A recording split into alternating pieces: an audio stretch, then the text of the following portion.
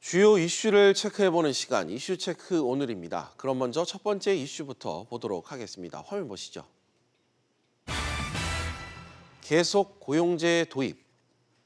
저출산 고령화 현상이 장기화되면서 성장 잠재력이 둔화되자 이 정부가 인구구조 변화에 대응하기 위한 대책을 오늘 발표했습니다. 실질적으로 정년을 늘리는 효과를 가진 대책들이어서 정년 연장 논의도 주목을 받고 있다고 하는데요. 취재 기자와 자세히 짚어보겠습니다. 이한승 기자. 네.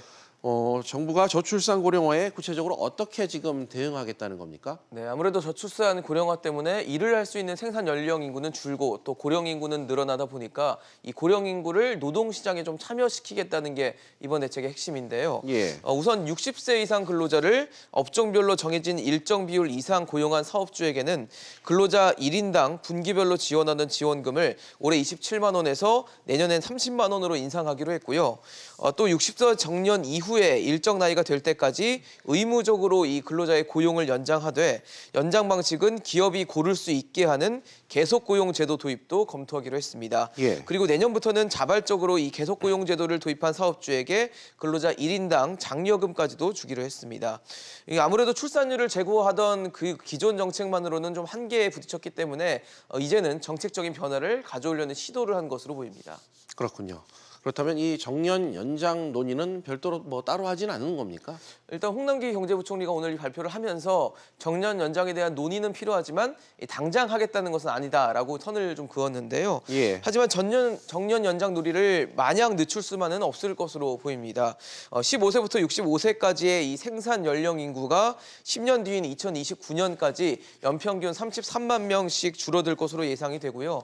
오는 2065년부터는 일하는 사람보다는 이 부양을 해야 할 고령층이 더 많아질 것으로 보여서 이 대응책 마련이 시급하기 때문입니다. 특히 지난 2월에는 대법원이 육체 노동 가동 연한, 즉 일할 수 있는 나이를 기존 60세에서 65세로 높여야 한다. 이런 내용의 판결을 내린 바가 있어서 정년 연장에 힘이 실리고 있습니다. 이 기자, 그렇다면 이 정년 연장을 위해서 풀어야 할 숙제 좀 어떤 것들이 있을까요? 아무래도 정년 연장이 된다는 것은 고령층의 일자리가 늘어날 수 있다는 얘기이기 때문에 이 고령층의 일자리와 또 청년층의 일자리가 이 상충되는 것을 최소화하는 방안이 좀 필요할 것으로 보이는데요. 한국보건사회연구원의 보고서를 좀 보면요.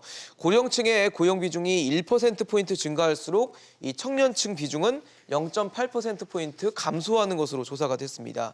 특히 경제가 성장할 때는 이 청년층과 고령층의 일자리가 함께 증가를 하지만 성장이 둔화될 때는 이 고령층과 청년층이 서로 대체를 하는 것으로 드러나서 최근 같은 경제 둔화 시에는 이 청년층 일자리에 대한 영향도 충분히 고려가 돼야 된다는 지적이 나오고 있습니다.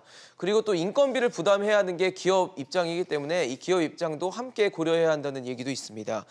기업이 고령층을 고용을 함으로써 그들의 직무 이해도와 노하우를 활용할 수도 있지만 아무래도 떨어지는 생산성을 좀 보완할 수 있는 방안을 정부가 마련해야 한다는 지적이 나오고 있습니다. 네, 이 기자 잘 들었습니다. 네, 그럼 다음 이슈로 넘어가겠습니다. 두 번째 이슈입니다.